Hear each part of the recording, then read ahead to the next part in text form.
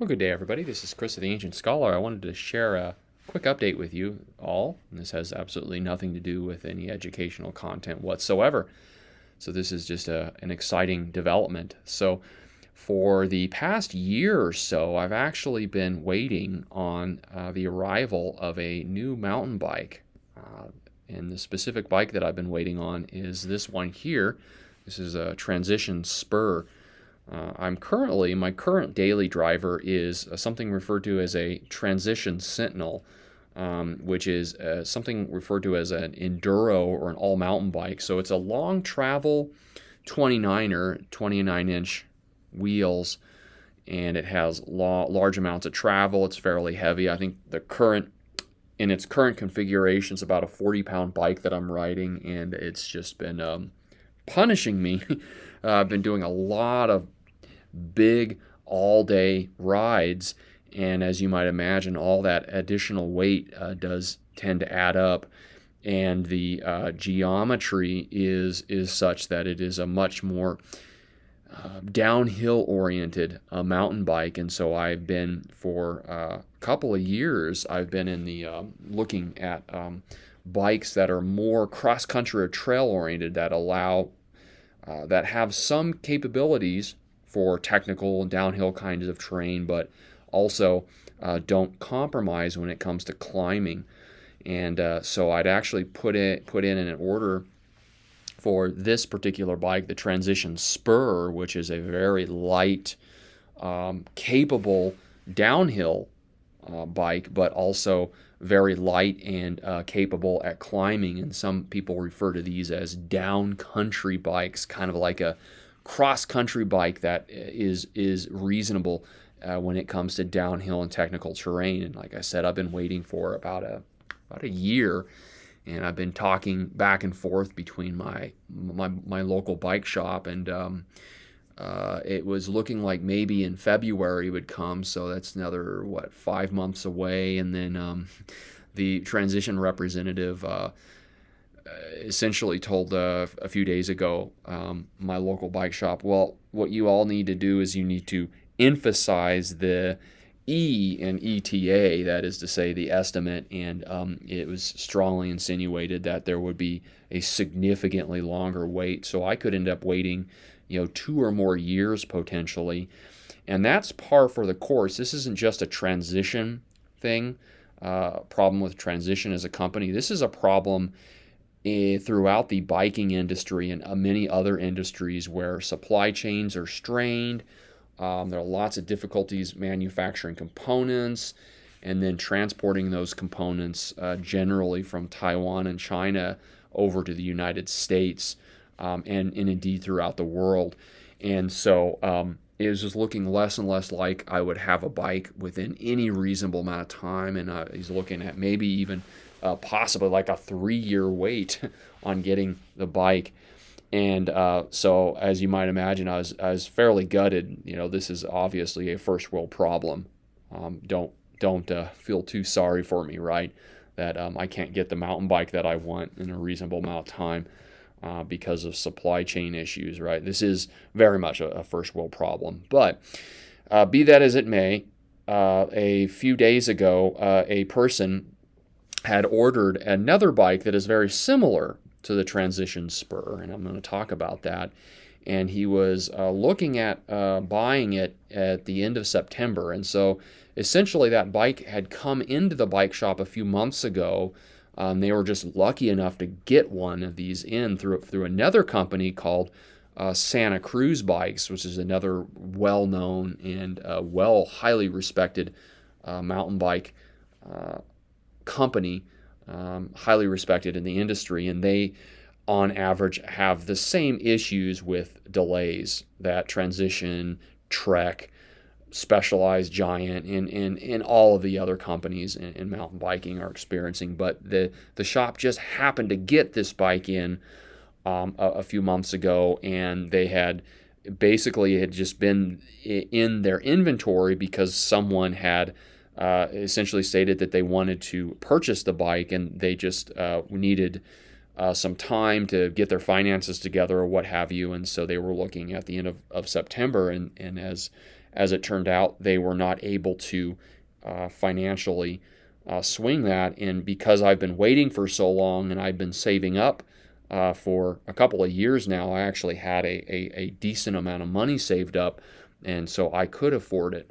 And so I went ahead and pulled the trigger on that. And so instead of the Spur, I will be getting a Santa Cruz Blur, which is a very similar kind of bike. So the Blur is actually a cross-country race bike, is its pedigree. But this year, the 2022 Santa Cruz Blurs have what they call a Blur TR, or a Blur Trail. I've actually selected it here, and so it is a Blur that is a little more capable of going downhill, has a little more travel in the front and travel in the rear, but it has the same lightweight full carbon frame, and I'm really excited because this is going to be my first carbon bike that I've owned. So this is the bike that I'm getting. This is again, this is a Santa Cruz Blur TR. It's a 29er. It's in the dark, they call it dark matter and salmon. It's essentially a dark charcoal color frame with salmon colored font or stickers on the frame, decals on the frame.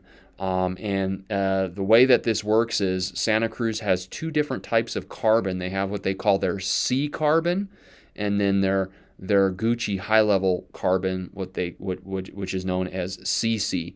I managed the bike that I'm getting is the C carbon version, so it's still really good carbon. It's just not quite as light as the CC version. It's definitely a lot cheaper as well. And then there are different build kits. As you can see here, the lowest end build is called the R build, used for about $5,000, and then the S build, and then the XT, the X01, and then the X01 and the new AXS. That's the new wireless shifting components from SRAM, and I actually will have the S build here. So you can see that it is substantially lighter than my current bike is about 40 pounds, my Transition Sentinel. 40 pounds, 170 millimeters of travel up front, 150 millimeters of travel in the rear.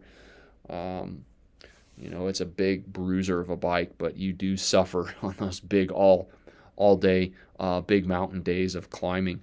So you can see this is 120 millimeters of travel up front and 115 millimeters of travel in the rear, and it's running a really solid SRAM GX Eagle. It's a 1x12 kit, so it's a really solid kit. It's not the lightest, but it's solid, good performance, and I actually really do like the SRAM GX.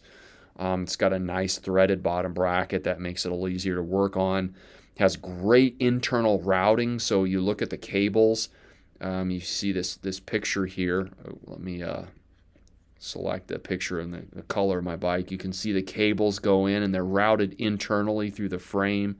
Really clean, really nice, and really solid spec. You've got a Fox DPS shock in the rear, and you've got a Fox 34 step cast fork up front. You've got a nice dropper, and I believe the dropper that it's going to come with is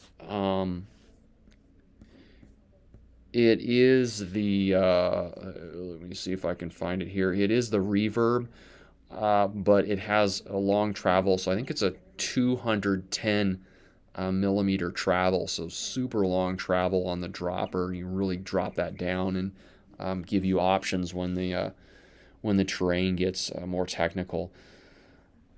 So this is what I've got going on, and it actually compares very favorably to the Transition Spur, and so the build kit is almost exactly the same. The Transition Spur that I had on order is the GX version, so it's the same drivetrain.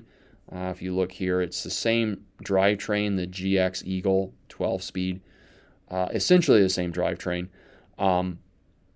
and it weighs about the same. It's 26.9 in the medium, so it'll probably be just over 30 pounds in the large, which I would have had ordered, versus a Blur, which I believe is about 27 pounds, 26.45, so 26 and a half, 27 pounds. So the Blur is actually going to be a little bit lighter than the Spur. What I do actually like about the what they spec is I like the Fox suspension.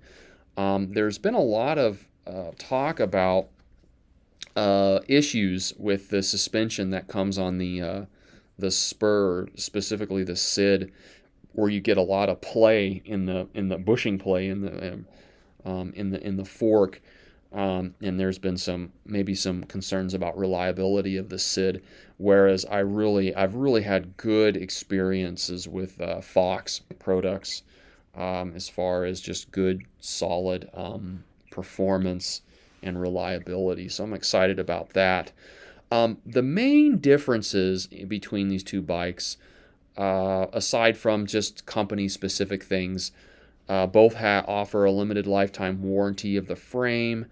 And the cool thing about Santa Cruz is when it comes time to replace the bushings and bearings, you get free lifetime replacement of that, versus Transition, where you actually have to buy the bushings and bearings yourself. I just replaced all of the bushings and bearings in my Sentinel, and it was about a little over $100 to buy them, and then of course you have to replace them, so it actually is fairly expensive. Whereas you still have to pay for the labor if you pay for someone to do it, but at least Santa Cruz will send you that. So that's an added benefit. But the other major difference is in the geometry of the bikes. And so if I go down and I look at the geometry of the Blur TR here, I'm just going to look at a couple of things to show you, and then I'm going to go to the Spur.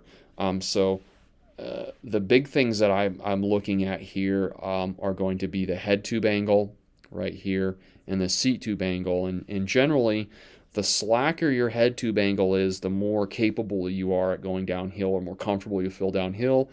And then generally the steeper seat tubes help with climbing. And so what Transition has really been a pioneer of doing is part of what they call their SBG, their speed balance geometries, where they have a super slack head tube angle, and then the fork offset is super reduced, so it increases something called the trail, and allows it to not only be really capable going downhill, but kind of helps with the steering.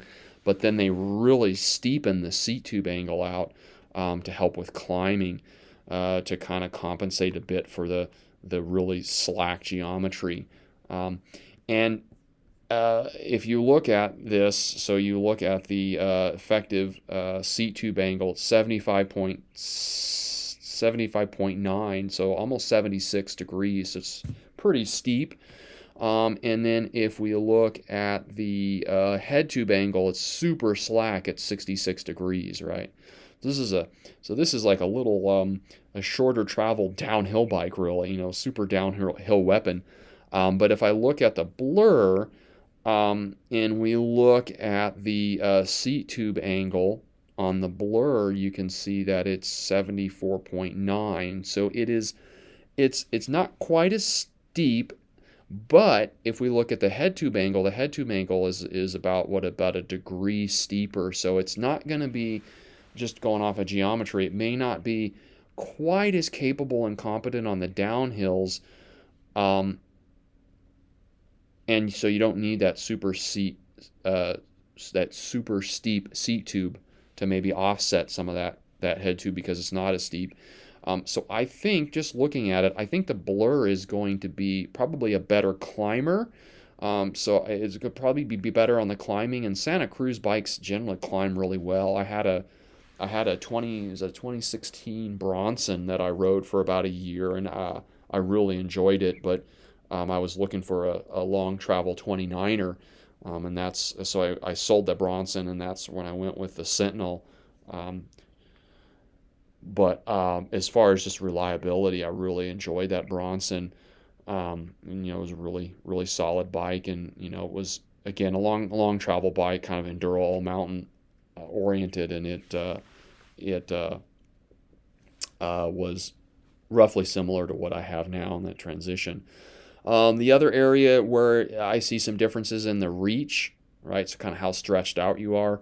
So this is 457.5 millimeters in the size large, versus the Transition. If you look at the reach, it is 480 millimeters. So it's a little stretched out. And generally, the longer reach is something that is sometimes a little more desirable. So that might be interesting because I'm a fairly tall guy. I'm just under 6'1". I used to be just over 6'1", but I've shrunk over the years, so I'm a little under 6'1". So I'm on the tall side of the large, but I normally run a large bike as opposed to an extra large. So the reach will be a little shorter, and the overall geometry is not quite as progressive on the Blur. So it's a little more cross country, a little less downhill, whereas the Spur would have been maybe a little more downhill, but a little less cross country. So that's kind of the pros and cons and the gives and the takes. The other interesting thing is both of these bikes use a similar kind of suspension in the rear, and that is essentially they're a single pivot suspension. So you have this lower link here, and you see there are no pivots on this lower link. It just goes from essentially the bottom bracket here, this swing arm, and goes all the way out to the cassette, to the rear wheel. And so the whole rear kind of moves as one unit right here on this pivot point. That's what we call single pivot. And you see a very similar setup here on this one here, where you have this and it goes all the way out, and you don't have a pivot point there, right? So this whole thing moves. But what's really neat about both of these is normally on your more classic old school linkage driven single pivot designs, so like let me do a Kona Process. That's actually a Kona Process 154 is my other bike that I ride, or 153, excuse me. An older, these are the newer ones, but I'm going to show you something here. So if you look, you've got a little pivot right there, right? Or you've got a bushing and a bearing, and so this articulates. But on these, you don't have that there, right? So you have a lack of that. And what happens is, to allow for that movement that you would normally have with the pivot point, you're actually going to have the carbon itself in here will flex. It's called flex stay, and that kind of acts as that articulating area there. And so both of these would make use of that, which is going to be a novel experience for me. It's actually pretty reliable, and lots of bikes are now going to this kind of flex stay suspension. The really interesting thing about the Blur, however, is this is unique to Santa Cruz. Santa Cruz typically use something called a virtual pivot point, or VPP suspension. So if we look at another Santa Cruz bike, something other than the Blur, like the Bronson here, you can see that this is very different. And so what you have is you have linkage here, and you have linkage here, and so you have this kind of this triangle with these concentric links in here, and so this kind of acts. There's kind of a virtual pivot in there, and so it acts very differently, where the motion is here and here, and so the pivoting is kind of like right here in the middle, and then you can draw a line through there, and that kind of gives you a virtual pivot. And it's really cool suspension. It's really I like. It's really good for pedaling. But one thing that can happen is with this, the way this works is if you're pedaling, particularly if you're going uphill, and you hit something in the terrain like a rock or root or something, you can get something called pedal kickback, where that force gets translated back into the pedals, and you can feel that kickback going into you. And that's just kind of something that is fairly unique to this VPP, or virtual pivot point, kind of suspension that Santa Cruz has classically used.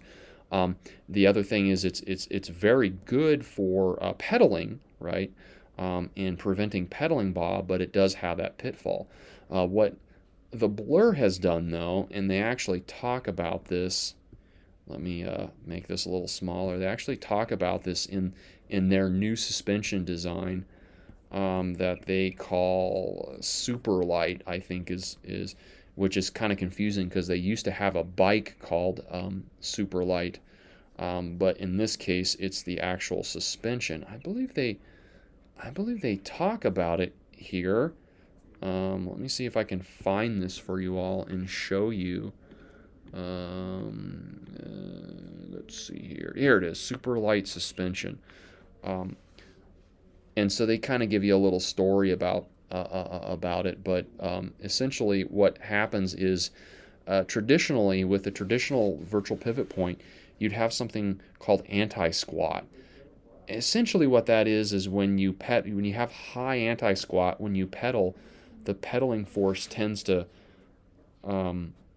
push the shock out and keep the tire out and prevent the suspension from actuating, and so that helps with pedal bob. So when you're pedaling, your energy isn't going into the suspension and causing the suspension to compress.